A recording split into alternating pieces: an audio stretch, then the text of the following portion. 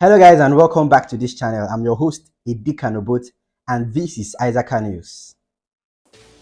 Amidst Naira redesign issues, e-payment in Nigeria hits a whopping 38.7 trillion Naira in just January of 2023. The Nigerian Interbank Settlement System (NIBBS) has revealed that Nigeria spent a total of 38.7 trillion over electronic channels in just January of 2023. That's amazing. Moving on. The value recorded by NIBBS instant payment. This represents a 45% increase year on year when you compare this to the 26.6 trillion recorded in the same period of last year. While e-payment has been gaining traction in Nigeria over the years, more Nigerians were forced to go cashless toward the end of January. The scarcity of cash in circulation also pushed many to various electronic payment channels. The volume of NIP transactions processed by NIBBS for the month also jumped from 348 million in January of 2022 to a whopping 541 million in January of 2023. This represents a 55%. So in the light of the present situation going on in the country, there are still some positives that we can take out of this cashless policy. So already in the month of January alone, e-transaction had seen a surge of about 55%. We have a trade volume of e-transactions at a whopping 38 trillion naira. 38 trillion naira worth of transaction has been done electronically in Nigeria. This is an amazing one. This is a big win for Nigeria.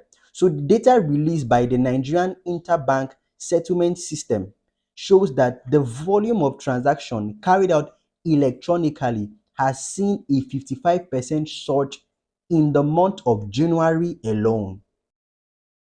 This has not come without its own challenges. We've been seeing network breakdowns. We've been seeing a lot of transactions not go through.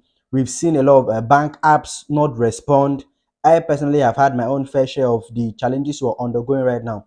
But whatever we are seeing right now in our country, it is not close to what we experienced when there was an introduction of mobile phones in the country, when we had to spend a lot to buy just SIM cards.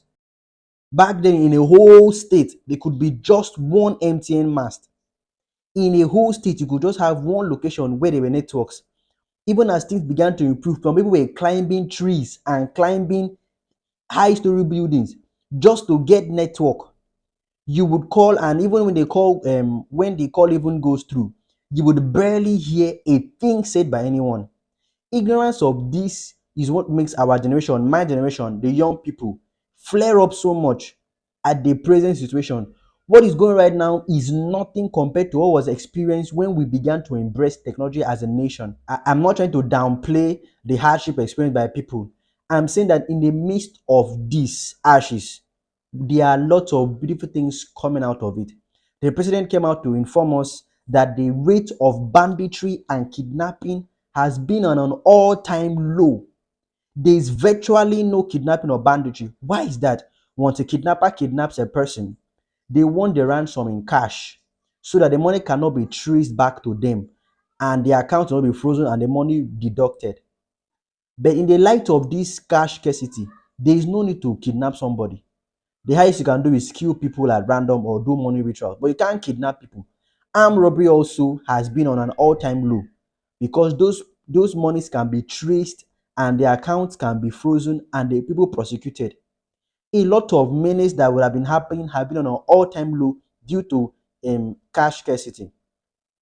We've also seen our big tech economy thrive. We've seen the e-commerce thrive. We've seen the banking sector thrive. We've seen the tech sector, that is telecommunication sector, thrive in this period. As I speak to you right now, MTN and Airtel have already received license to operate money wallets. So if you're just joining us, this is Isaac News. I'm your host, Eddie Kanobut, and today we're talking about the e-transactions and the beauties it has brought to the economy. I'd like you to like this video now, share and subscribe, and you can share your thoughts with us in the comment section.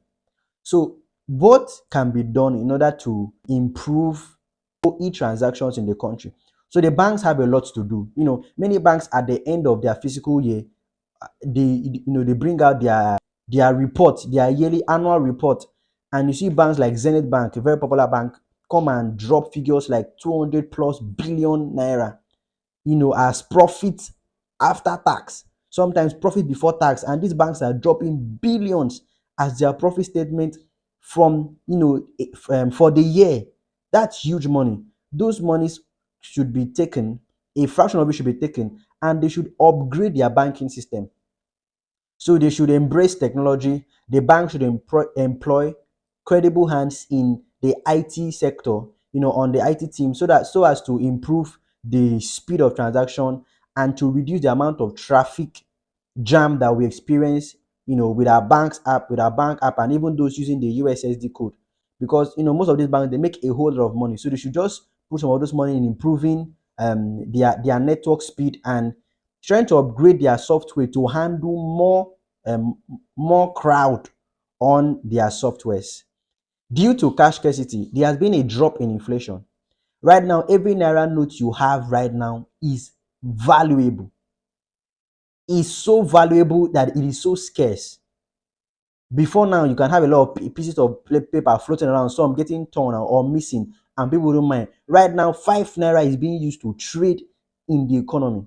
So there's been a reduction in inflation. There's been a reduction in counterfeiting.